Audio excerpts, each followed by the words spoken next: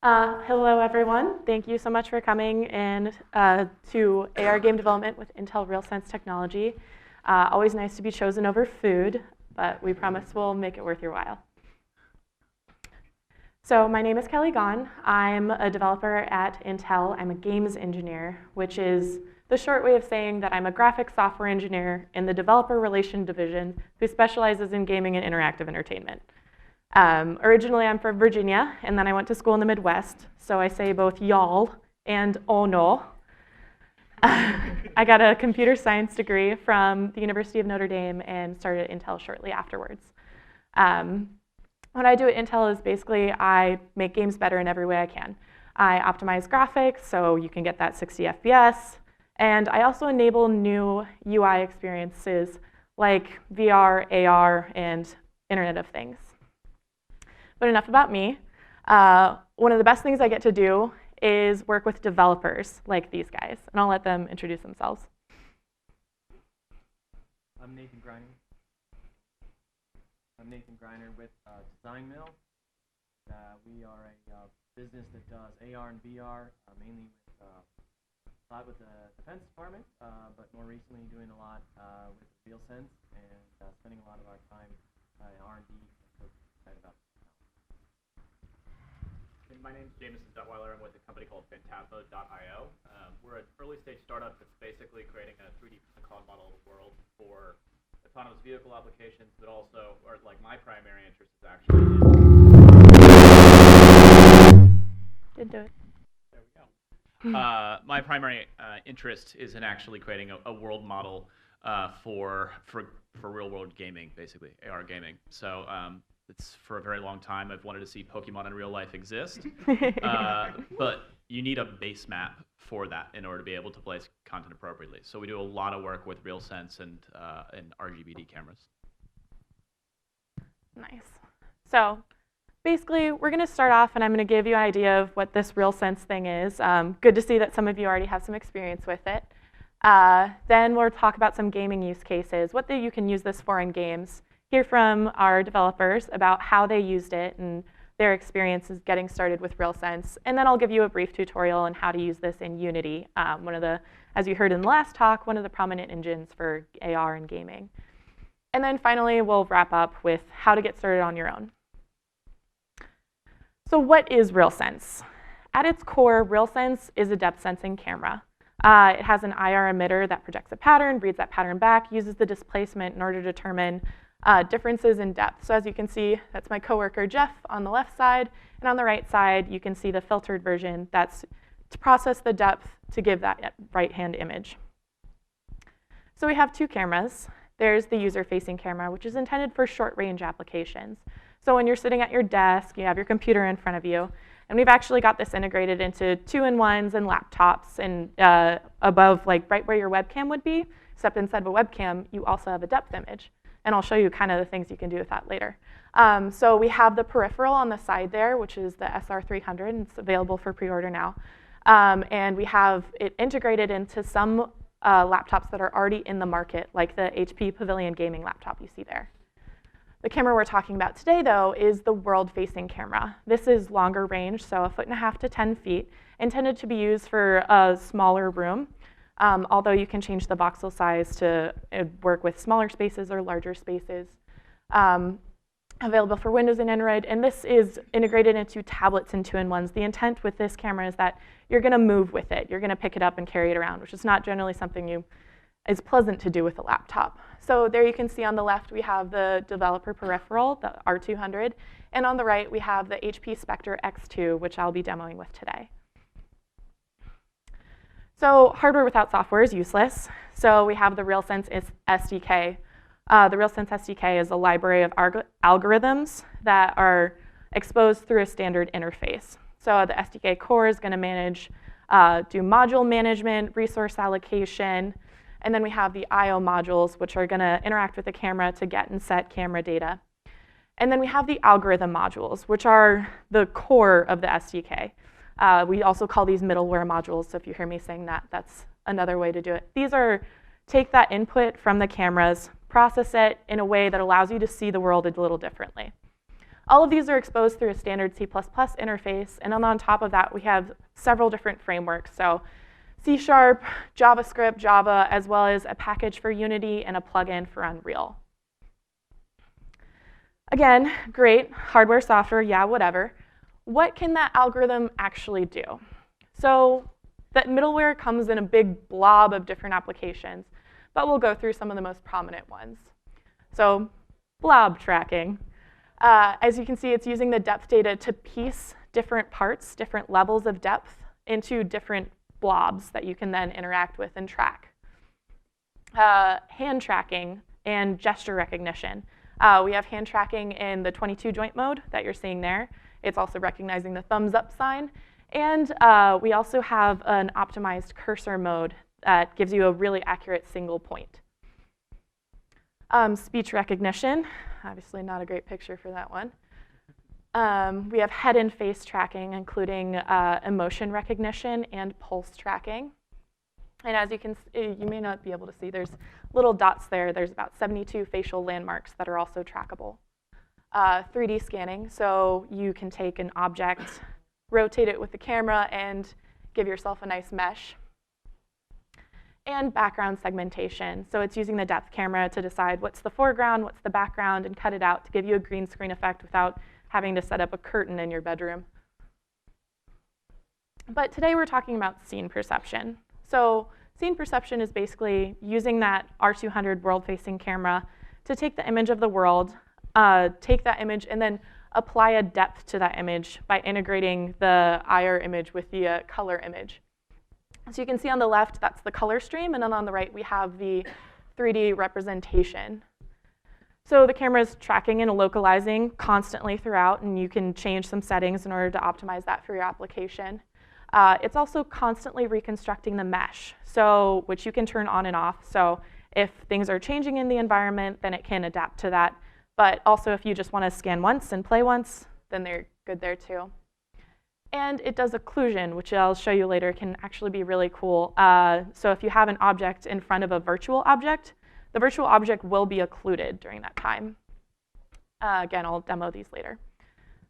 So what can this do for games, though? So think about world level generation. Your kid comes home, they mess up their room, and then they scan it, and they turn it into a world. Apply a few fancy shaders, and you got a fun thing to play with. Another application we played with, we partnered with Lego and Hibernum to check this out.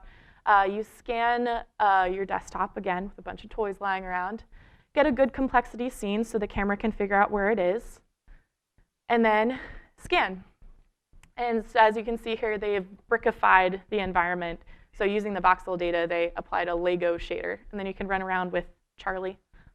Another model you can use is the continuous scanning model, which if any of you went to Shahar Oz's talk in the AR track earlier, he had a few demos to show, including this one in particular, which is one of my favorites, where you can constantly move around and it's spawning coins to pick up and objectives to fulfill.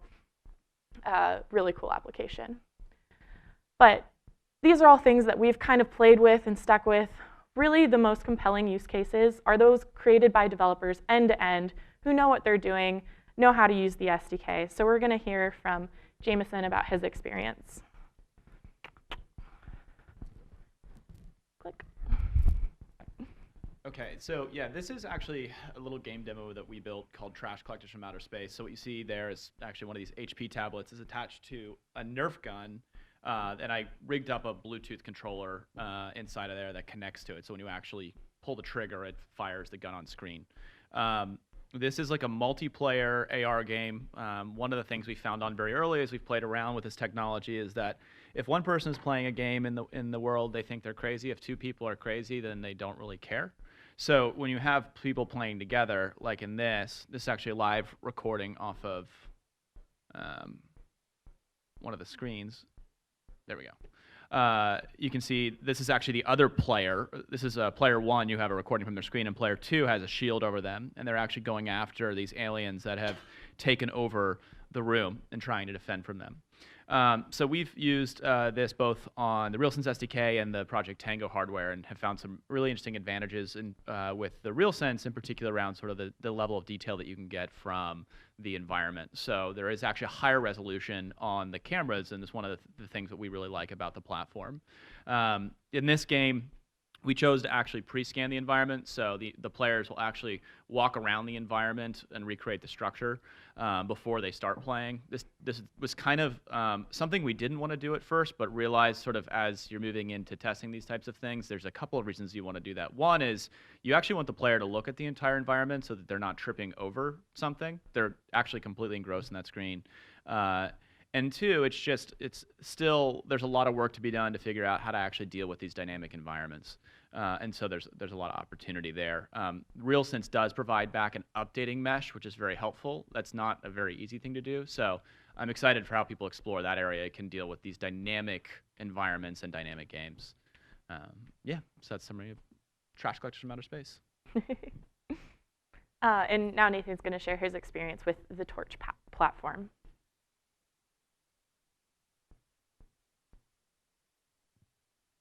Okay, the Torch interpretive projection system, what we've done is taken a RealSense and integrated it into a piece of hardware, which is a projector.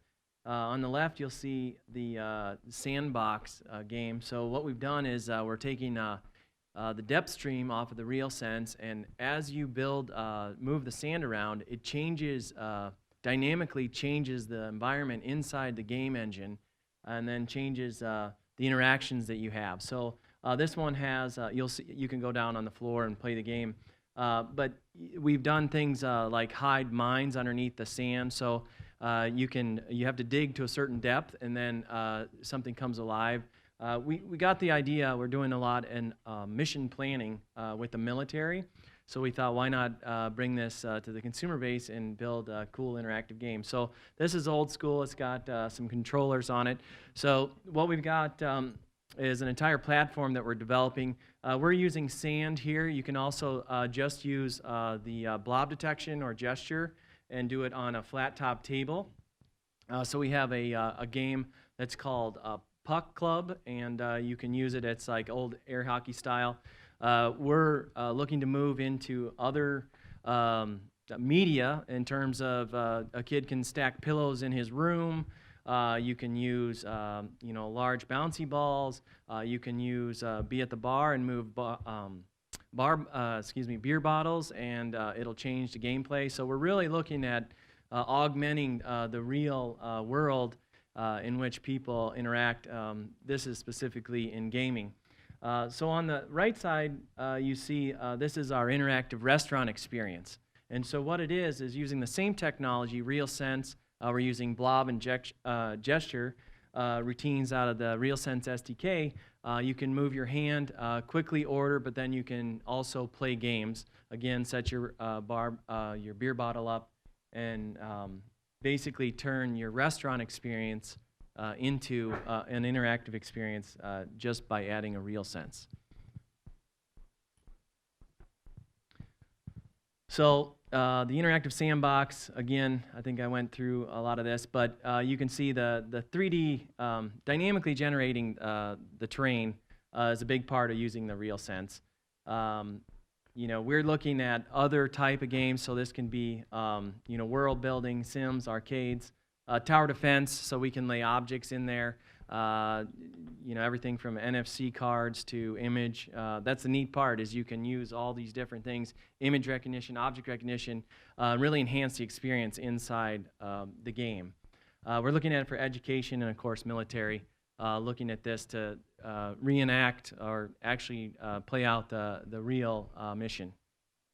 So then this tabletop, we're looking at it both sides. We're tying into the POS system, or the ordering system for the restaurant, which will allow you, once you order, your server gets buzzed and says, hey, the person serving the drinks at the bar gets that order in, and then they spend more time actually delivering service versus just taking your order and delivering your food. So tied with games, as well as we see a large advertising branding opportunity with this as well. So that's it. Thanks. Oh, you can keep this one. So now you've heard kind of why you should make a RealSense game, but how do you get started? So I'm going to switch over to this guy here. As I said before, this is the HP Spectre X2. HP doesn't pay me anything, but I like their laptop, and it's got us integrated, so no complaints there. Let's see. Perfect. While you're setting up, like how many, I was looking at the specs for the RealSense, it needs certain processors, got like a spec that HP recommends. So this is actually a 4.5 watt machine. So this is a very low power machine. I'm pretty sure it's Haswell, a couple generations old, it's Broadwell, so it's at least one generation old. You can run scene perception on here with minimal overhead. We're talking like maybe 2-3 milliseconds a frame. So this is something you can use for everything from way low power to your gaming rig. Yeah, it's integrated into this one, but you can also get it as a peripheral. Let's see if I remember my own password. Yes. Yes. So let's duplicate. Whoop. Awesome. So we're going to start off, hands for people who have used Unity before. Awesome. You are all AR developers. So Unity, if you haven't used it, is a game engine. It's wonderful in that it makes it super easy to get started. One of the great things about all of this, the SDK, Unity, is that they're lowering the activation energy for developers to get started and jumping in on these things. So we're just going to fire up Unity. Now, the SDK actually comes with some samples built in, which is super handy. So you go to the directory where it's installed, frameworks. So you remember we had all those other frameworks, the Unreal and whatnot. Unity. And it has a few different samples. What I used is the scene perception one. I just already copied it out for you because you can't use Unity files when you're in program files. But really what you want, if you're going to develop something, all you have to do is add this Unity C# package, and you have access to all of those algorithm modules we talked about earlier. You can stack them on top of each other, do a whole bunch of fun things. So let's go ahead and open this guy up.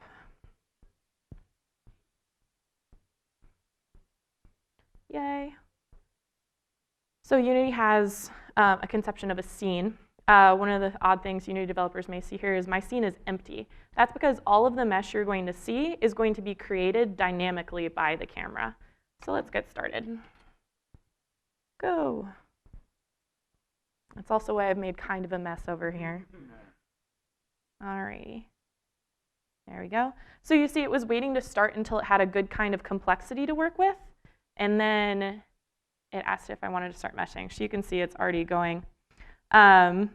It's dynamically tracking, so if I move it too fast, wow, that's actually quite good. If you move it really fast, it'll lose it a little bit, but it'll fix everything when you come back to it. We already have some nice legs getting in there. Beautiful. Would you do me a favor and just move, face the other way. So you can see it's reconstructing that mesh as it goes. And again, I can turn that on or turn it back off if I want to save on the processing power. I can also turn off tracking if I just want to look at the mesh and see, okay, what kind of holes do I have? And then you can save the mesh. So we were talking about scan and play.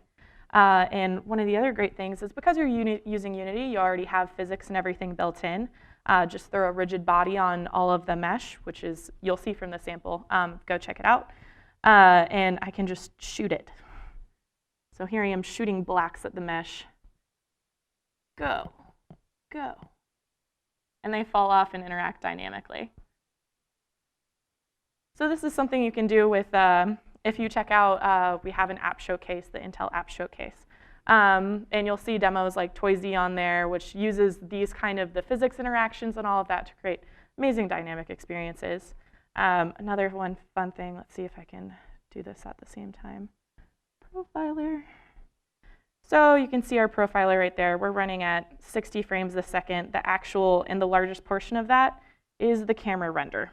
which is taking around 8 milliseconds. The actual behavior update, which is where you're going to see the Intel functions, is around 4 milliseconds. So this is something you can stuff in everywhere, and the more optimized, obviously, you can get some really cool things going on. Oh, I did. You're right. Fair enough. Let's see. Reset. Start. There we go. Oh, it doesn't like my profiler right now. Reset. Start. And of course, now it's contracted demoitis. Well, if you'd like to see it later, you're welcome to come and talk to me, and I will show you it when it's behaving better. So, let's turn this guy back off. So that's a really great way. Just look at that code. We have tons of demos online. There's plenty of documentation. It's one of the nice things about it. But what are you going to go do with this? Go make. Go get involved. You can order a RealSense developer kit online. We have the newest user-facing cameras. SR300 are still on pre-order, but you can get the world-facing one we showed off today right now. And that's your website, so check that one out. Get in touch with us. I am the RealSense point of contact for gaming, and if there's some other application you want to do, if you talk to me, I can generally hook you up with someone. But really, we just want to hear how you're using it, how it's working. If there's changes, you're doing something cool, but oh, what if you guys did this? Just come talk to us. We'd love to hear from you.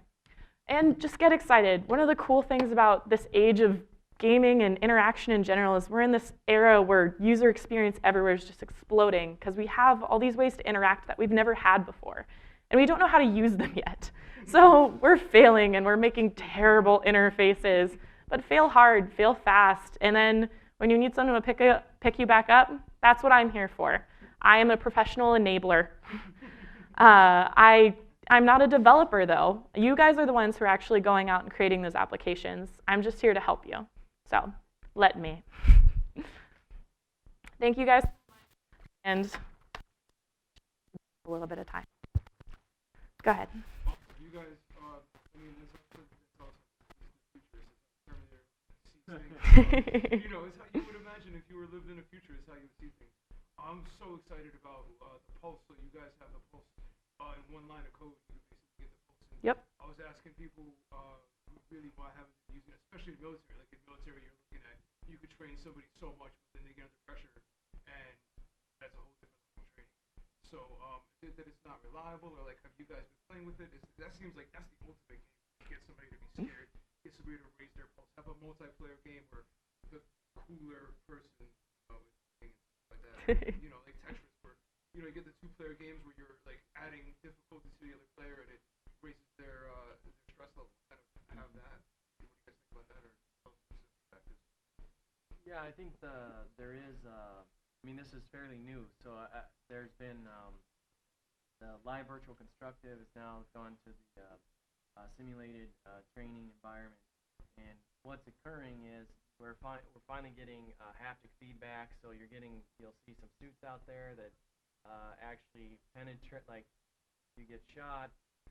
There's a lot of neat things in terms of being able to increase realism with, I guess, object recognition as well as occlusion, upping the game in terms of this, and this is what's allowing, RealSense is allowing that to happen. So I'm sure in the next 6 months to 2 years, you'll see a lot of pretty cool. Yeah. So the question was, why? How are there people doing things with a pulse, and what are those things? One of the things I actually worked on, one of the games, if anyone's ever heard of Nevermind, it's a game that uses a bunch of different things, but among them RealSense to track your pulse and then put you through scary situations, measures your changes in pulse, and if you can't calm down, it makes the game scarier, which is just really mean. But it is something that it's under development, so obviously they're still working out kinks, but it is gold at this point, so it is totally usable, but everything's always under development. I do think there's some kinks to work out, but overall it is absolutely usable. It's already in a published game that you can get on Steam right now, so. Yeah. Mm-hmm. Oh, yeah, sorry, I saw that hand first. Yep, that's you.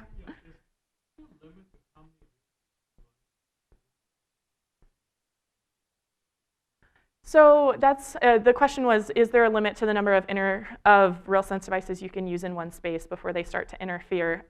We have used a few, I believe, up to 4 of them in a rig acceptably together. I'm not the person to talk about that, but I do know who they are. So if you want more information, I'm happy to hook you up. It has been done successfully, but it is one of the problems you're going to see whenever you're projecting an IR pattern for more than one camera. They're going to interfere, and so they're not going to read back correctly. But if you do it just right, it can work. There's a conceptual solution to that to actually like time it, and so we've looked at that. So where you actually like time the pulses so that they're not in sync with each other, but we haven't implemented it yet. Yeah. I was talking to this company called Interlude, and I mentioned that they use RealSense to detect which way your eyes were looking. Can you do that as well as a face tracking? So the question was, can you detect where eyes are looking as well? The answer is yes. You're right. That's my bad for not putting it on that slide. There is gaze tracking. Because all you have really is a camera that's meant for different kinds of interactions. The problem is you either get really specific and really good at something, or you choose a more general solution. We chose a general solution, so you can stack a lot of things on top. So the gaze tracking isn't going to be around the level of some people who focus on gaze tracking especially. But you can still tell areas of the screen and whatnot. And when you combine that with head tracking as well, we actually have a POC that I believe was published a month or 2 ago, where we call it magic window, where you can look in and kind of using the parallax, it'll move the mesh so it looks like you're looking into a screen. Go ahead.